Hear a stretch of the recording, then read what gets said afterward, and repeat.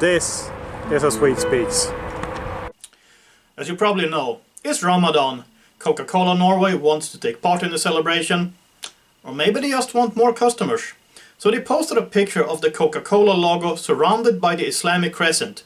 They have launched Coca-Cola bottles with the Islamic crescent. And in Oslo, there is even a fasting soda machine. What are the reactions to this? That's what we will address in this video. Before we get started, I want to thank all of my financial supporters. This is my day job. Without you, this channel would not be possible. I also want you to check out my website, swedespeaks.com, and to follow me on BitChute. There are links in the box below, and you know, better safe than sorry, so make sure to check that out. So, as I said, Coca-Cola Norway has launched a campaign with the Crescent Coca-Cola logo. They posted a picture of this logo on Instagram, and some of the Coke bottles in Norway now have a crescent on them. On Instagram, Coca-Cola Norway wrote, quote, "Commercial, Happy Ramadan, what unites us is bigger than what divides us," unquote. Some people commenting were happy about this. Abdullah Hiabdi Hadi commented, quote, "Ramadan Mubarak to all my Muslim brothers and sisters. I call for everyone to ignore the haters here. There is no point in giving them a lesson about reason," unquote. But not everybody is that happy. Einar B74 wrote, quote, "Then Coke got banned here. Would you dare to advertise with a cross in Saudi Arabia around Easter? This is too dumb," unquote. The 90 West wrote, quote, "Coca-Cola, never buying it again," unquote.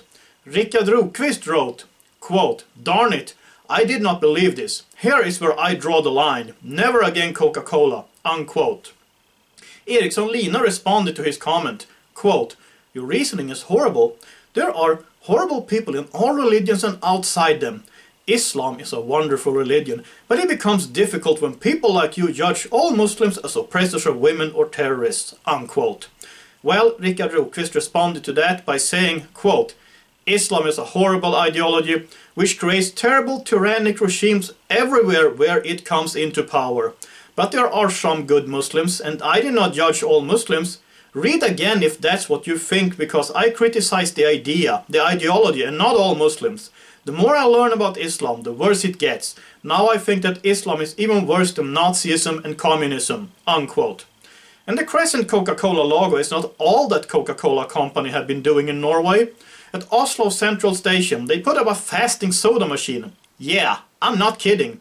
At the Central Station in Oslo, there's now a soda machine put up by Coca-Cola where you can buy soda after sunset. And it's got a digital clock to show you how long time is left. That of course stirred up some more controversy. Document.no, a Norwegian alternative media site, published a picture of this and wrote an article about it. And some of the comments to the article are interesting. Let's look at two of them. Villemo wrote, quote, "This shows how Islam is based on coercion and not on free will. This machine chooses for the Muslims. A believing Muslim who fasts out of his conviction does not need this. This machine will give Muslims a constant reminder to follow the rules. Islam doesn't trust people. Islam is coercion and rules. Islam doesn't believe that people can see a temptation and choose not to take it. The same way as women must be covered because Islam thinks that men cannot control their urges. Basically, Islam dehumanizes Muslims.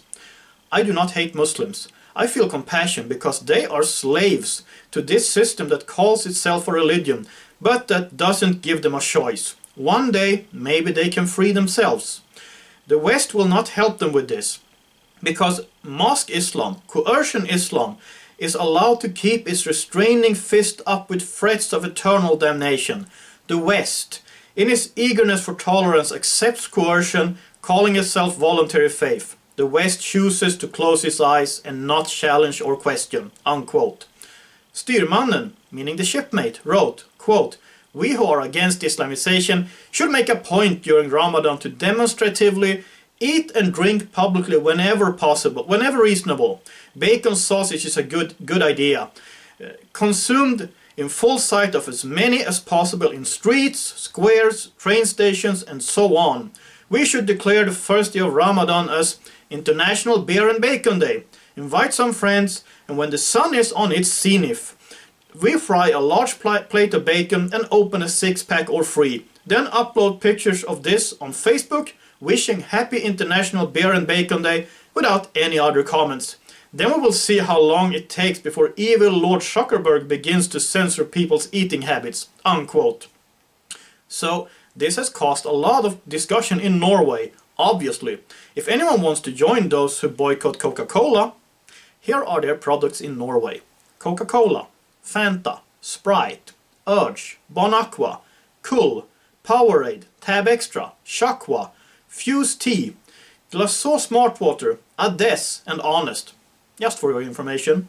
So, you know, if these were some isolated events, it wouldn't be a big deal, but it's a part of a broader picture where Western media, Western politicians and Western corporations bow down to Islam.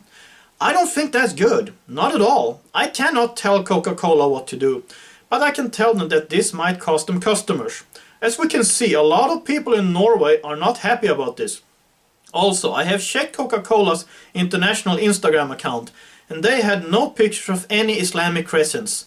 I think this is about the Norwegian branch, trying to go woke. Well, Coca-Cola Norway, and well, Stein Rømmerud, CEO of Coca-Cola Norway, haven't you heard about get woke, go broke? And that's what I have to say about this. So what do you think? Comment below. And if you like this video, I'd really appreciate any donations. Even $1 makes a difference. If everyone who watched this channel gave $1, it would transform this channel. Just take a look at the links below. But if you really can't financially support this channel, I would be very grateful if you would share a link to one of your favorite videos from this channel on your social media, because ad revenue also helps.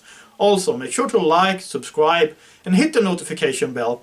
Most importantly, please pray for this channel. And remember to check out my live stream on Saturday at 5:30 p.m. Eastern Standard Time and 11:30 p.m. Central European Time. Until next time, have a nice day, thank you for watching, and God bless.